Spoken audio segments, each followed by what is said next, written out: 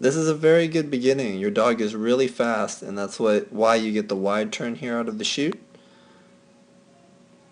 So right here you're driving forward, right?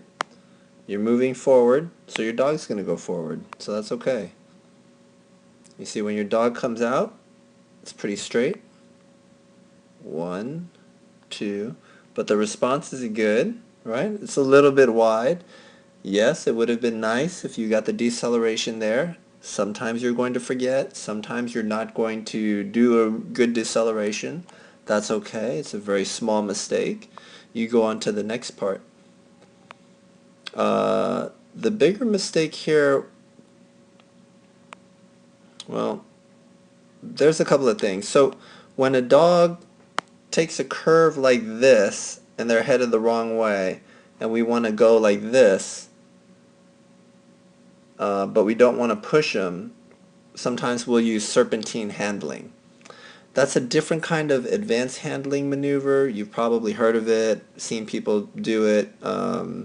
You may be very familiar with it, but it's not something we're teaching in this course, but it's something that we use commonly in situations like this. The other thing is the rear cross. That's something that we are launching tomorrow. Module 4 is going to be all about the rear cross, and it's best to rear cross before the double rather than in the flat. This way you can drive in between these two jumps before the double.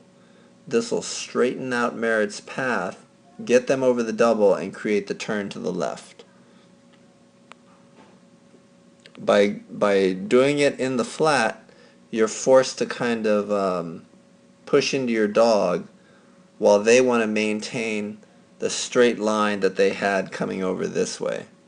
So by cutting behind them, you'll naturally create a turn instead of having to basically step on them every step of the way here. So I think this problem was not as bad as you think. I think the connection here, I understand what you're saying, but I can see your face. You're turned toward the dog. You obviously collar. Right here you can see the head response, right? Watch again. Going straight, and now turn.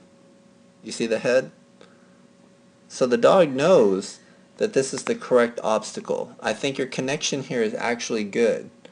It feels like you lost the connection, but I think where you really lost the connection was not this wide turn here. The connection loss was right here. Merritt's taking this jump at this angle, kind of headed toward the judge, maybe to the table, maybe to the A-frame, but not really to the double. And you're trying to push to get to that double. If you come in here and do that rear cross, I think that would help get Merritt over to the double. So that might have fixed it there.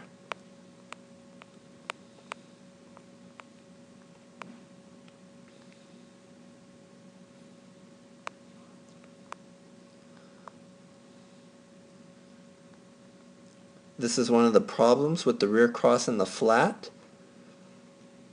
The dog tends to go straight. They don't really read the turn. And then you end up having to use either the outside arm or the inside arm to try and turn them away from you. You see that? And it's almost like stepping on the dog. So one of the things we'll teach you to do in this last module, the rear cross module, is to get behind your dog. So you're not in their way and you get a good rear cross. Okay? But I think you do a very good job of responding here. And I think Merritt picks up speed again through here. Okay? So I don't think this is as bad as you think it is. If you just had a good rear cross here, I think it would not have been a problem. And the wide turn out of the chute was a very small handling mistake, and partly because your dog was running really, really fast, and that's a good thing. Okay? So good job.